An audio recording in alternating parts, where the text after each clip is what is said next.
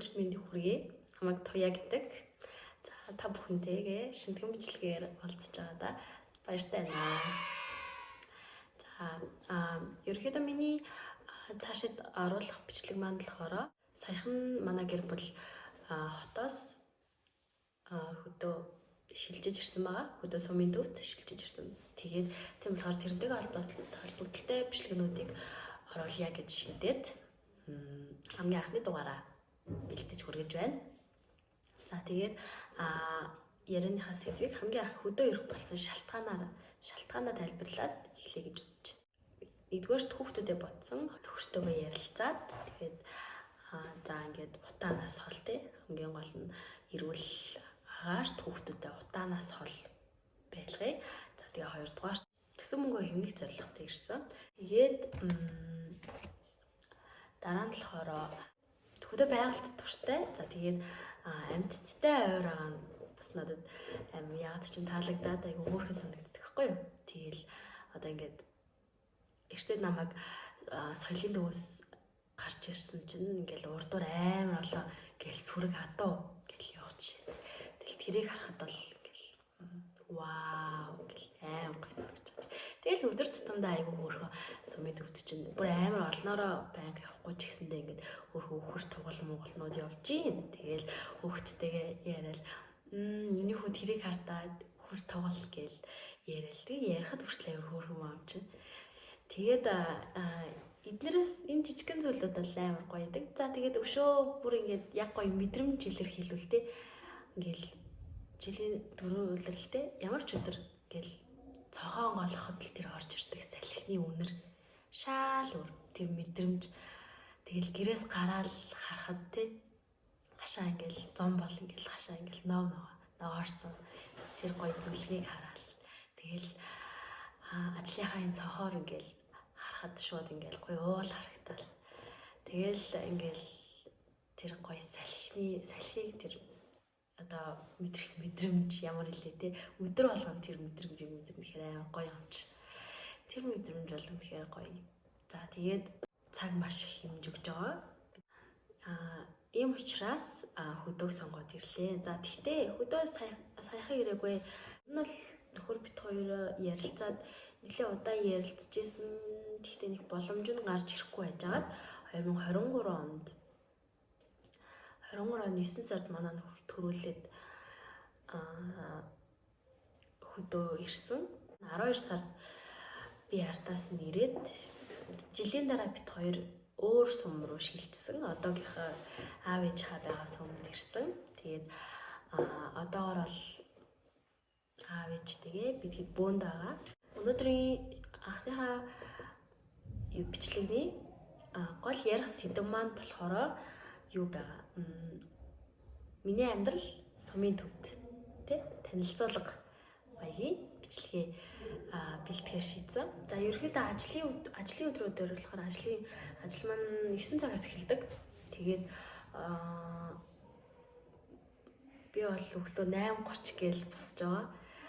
Тэгээд заримдаа бас унтчаад яалчгүй хаваршаад бас дийлэхгүй байна. Тэгээд ер нь бол гэхдээ өглөө босъё гэж бодож байгаа. Одоо дулаан орсон чи харьцангуй гайгүй. Өглөө сайхан ирч зэрээд ер нь бодсон юм их байна. За ямар ч эхлээд энэ нэг өдрөө танилцуулчаад дараа нь гоё бодсон юмнуудаа танилцуулнаа ярина. За тэр болоод ирэхээр за өглөө 8:30-д босноо. За тэгээд бие бэлдээд 8:55 гээд гарна. За тэгээд 9-гээл ажил дээр ороод. Ер нь бол ажил гэр хоёрын хоорондох цаг 3 минут. За тэгээд өдөр цайны цагта яг 1 цагта цайнд орно. За тэгвэл гутаа нэг ажлаас 1 гэж гарлаа. Гэртээ 1 цаг 3 минут. За ажлаас гэрээс 2 гэж гарлаа. Ажилтыг 2 цаг 3 минут. Ерөөсөө энэ бол хамгийн гоё зүйл. За тэгээд орой ажиллаа тараал орой 6 цаг гэж таарна. Гэртээ 6 цаг 3 минут гээл орчин. Тэгээд хоолныхаа ажилд туслана. Тэгээд хоол нэг цаг гарan хийн.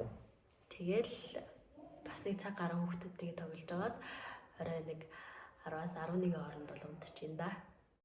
Ирээдүйд маань тавьсан зорилтууд байна. Зорилтууд бол эхний ээлжинд эрсэрдэг болох. Тэгээд өөрийгөө хөгжүүлэх. Тэгээд өөртөө бодсон одоо хий гэж бодож байгаа тэр гой зүйлүүдээ жижигэн деталаар нь хийж явъя гэж бодож байгаа. За тэгээ өглөөс ирчүүл ер нь хамаг юм уялдаа холбоотой байхгүй. Би бас ингээд гой нөгөө гой хоолнуудын нөгөө гой хоолнуудын гой хоол хийж байгаа бичлэгээ хийх туртай. Тэгээд тэр гой царайлаг хоолнууд хийж байгаа бичлэгээ бас хийгээд оруулах бодолтой байна. Тийм болохоор бас эрс ирэх шаардлагатай байгаа.